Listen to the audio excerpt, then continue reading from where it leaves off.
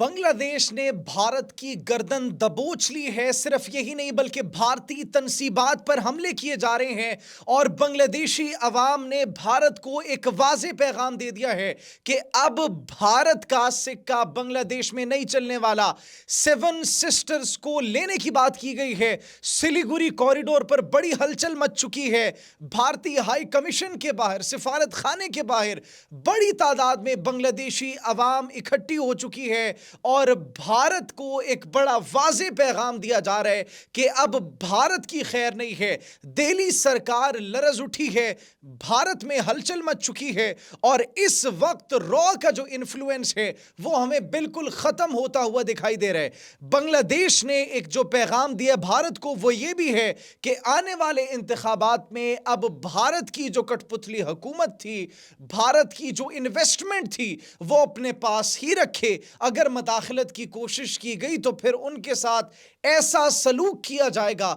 जो कि तारीख में भारत को हमेशा याद रहेगा। इसके अलावा बड़ी स्टेटमेंट्स दी गई है भारत को बांग्लादेश के पॉलिटिशियंस की जानिब से। वो क्या स्टेटमेंट्स दी गई हैं इस पर भी आज हम बात करेंगे। आप सब पर सलामती हो, अनफोल्ड पाकिस्तान में खुश आमदीद कहते हैं। नाज़रीन, सबसे पहले बात करते हैं सेवन सिस्टर स्टेट्स की। सिलीगुड़ी कॉरिडोर 22 किलोमीटर की वो पट्टी जो कि भारत को उन 7 रियासतों से अलहदा करती है और वो 7 रियासतें कंप्लीटली लैंड लॉक्ड हैं जहां पर भारत का कोई और कनेक्शन नहीं है सिवाय उस 22 किलोमीटर की छोटी पट्टी के। अब बांग्लादेश ने उस पट्टी पर कब्जा करने की बात की है और बांग्लादेश ने भारत को एक पैगाम दिया है कि जो भारत का इन्फ्लुएंस था, जो भारत ने हमारी सरजमीन पर दंगा और फसाद फैलाने की कोशिश की, जो भारत ने हमारी सरजमीन पर इन्वेस्टमेंट की, जो भारत ने हमारा सुकून बर्बाद किया, अब हम भारत को छोड़ने वाले नहीं है। हम अलहदगी पसंद तंजीमों को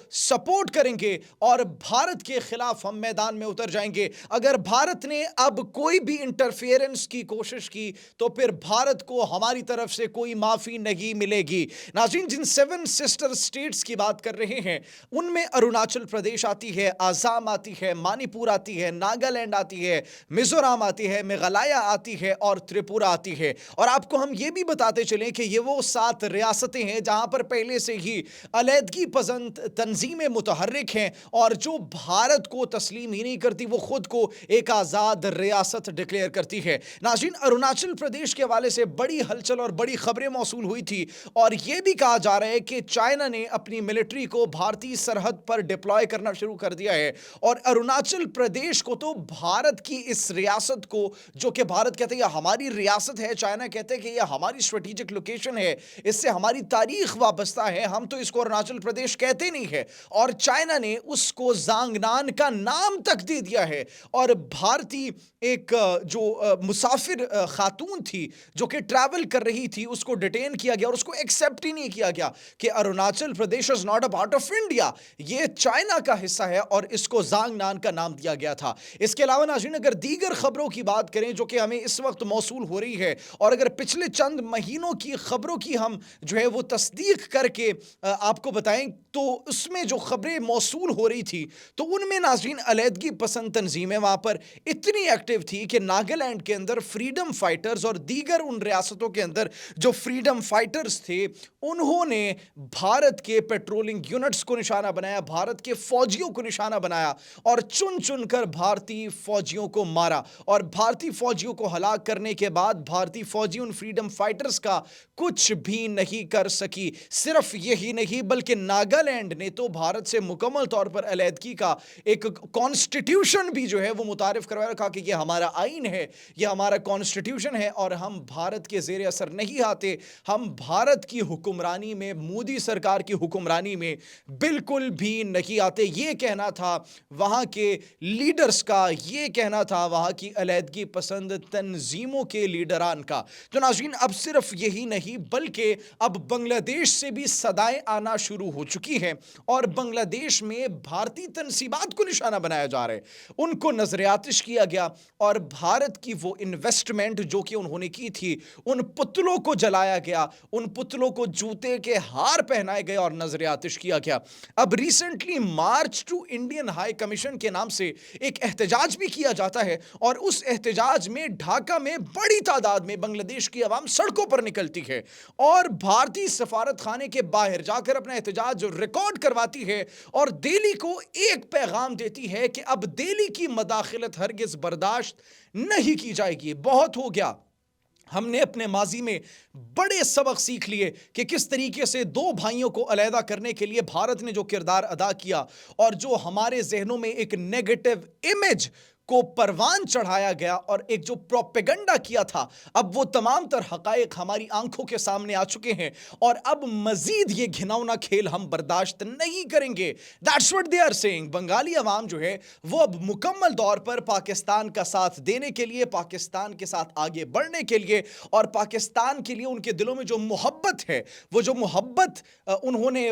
اپنے انفلوئنس کے ذریعے رو نے اپنے انفلوئنس کے ذریعے اور بھارتی پروپیگنڈا سیلز نے اپنے جو ہے وہ انفلوئنس کے ذریعے ختم کرنے کی کوشش کی تھی، اب وہ تمام تر انفلوئنس جو تھا، وہ تمام تر پروپیگنڈاز جو تھے، وہ تمام تر نیٹ ورکس، تحریکیں وہ زمیں بوس ہو چکی ہیں، کیونکہ اب بنگلہ دیش کی عوام نے ایک ہی پیغام دیا کہ اب ہمیں پاکستان سے کوئی علیحدہ نہیں کر سکتا۔ ناظرین، اگر مزید بات کریں تو نیشنل سٹیزن پارٹی NCP کے چیف آرگنائزر، ان کے ایک اہم لیڈر ہے، پولیٹیکل لیڈر ہیں، انہوں نے کہا، حسنات عبداللہ نے انہوں نے کہا کہ ناظرین اب بس بہت ہو چکا۔ انہوں نے ناظرین بھارت کے بنگلہ دیشی شہریوں کی سرحد پار ہلاکتوں میں ملوث ہونے کا ایک انکشاف بھی کیا اور اس کے ساتھ ساتھ انہوں نے کیا کہا، انہوں نے کہا کہ اگر بنگلہ دیش کی خود مختاری پر کوئی بھی حرکت کی گئی، اگر بنگلہ دیش میں انسانی حقوق پامال ہوئے ان کے انفلوئنس سے، تو پھر بنگلہ دیش سخت جواب دے گا اور عدم استحکام مسلط کرنے کی صورت میں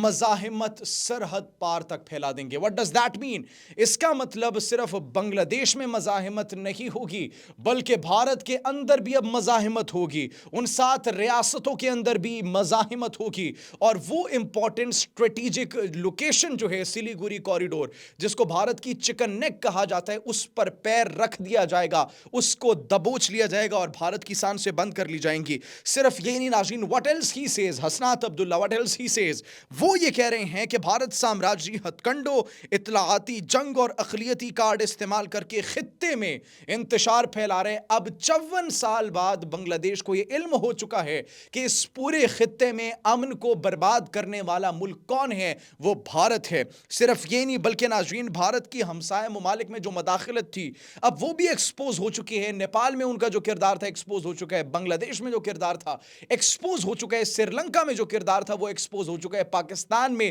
کس طریقے سے دہشت گردی کو انفلٹریٹ کرنے کی کوشش کی گئی ایکسپوز ہو چکے ہیں، کون سی سرزمین کو استعمال کر رہے ہیں ایکسپوز ہو چکے ہیں، ایران کے اندر جو نیٹ ورکس پکڑے گئے ہیں۔ بھارت کا مکروہ چہرہ پوری دنیا کے سامنے آیا ہو چکا ہے اور اب ناظرین ان کی صفاقی، ان کی یہ چالاکی مزید نہیں چلے گی۔ That's what بنگلہ دیشی leaders and Bangladeshi people are seeing right now. تو ایک مداخلت، ایک جو ابھی الیکشنز آ رہے ہیں، یہ بھی کہا جا رہا ہے کہ روس میں بھی جو ہے وہ مداخلت کرنے کی کوشش کرے گی اور ابھی تک that's the reason Sheikh Hasina Wajid کو انہوں نے اپنی پناہ میں رکھا ہوا ہے۔ ان کے دیگر جو ممبران ہیں، کارکنان ہیں اور جو لیڈرز ہیں اس پارٹی کے، ان کو بھی اپنی پناہ میں رکھا ہوا۔ ڈز دیٹ مین کیونکہ بھارت نے جو انویسٹمنٹ کی ہے وہ انہیں ڈوبتی ہوئی نظر آ رہی ہے، لیکن کہیں نہ کہیں ان کے ذہن میں یہ خیال بھی موجود ہے کہ ہم اس پر مزید انویسٹمنٹ کر کے اس کو ری لانچ کر سکتے ہیں، جو کہ ابھی بنگلہ دیش کی عوام نے مکمل طور پر اس ری لانچنگ کو ریجیکٹ کر دیا کہ ایسا اب بالکل بھی نہیں ہوگا۔ آپ اس بارے میں کیا سوچتے ہیں؟ کمنٹ سیکشن میں اپنی قیمتی رائے سے ضرور آگاہ کیجیے گا۔ اپنا بہت خیال رکھیے۔ اللہ نگہبان۔